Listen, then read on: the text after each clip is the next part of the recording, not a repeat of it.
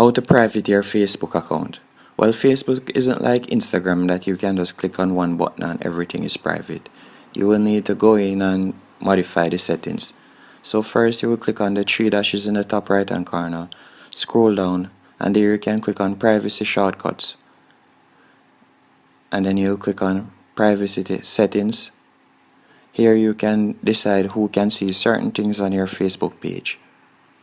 So who can see your future posts, and we will just go through and change everything to only me. As you can see, who can see future posts, I would change it to only me. And then who can see your old posts, you would change it to only me.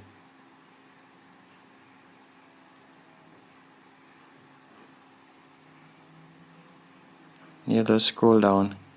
Who can look you up using your email address, you would change that to only me. Who can send you friend requests, that one you can only, I would say, should keep that at friends of friends.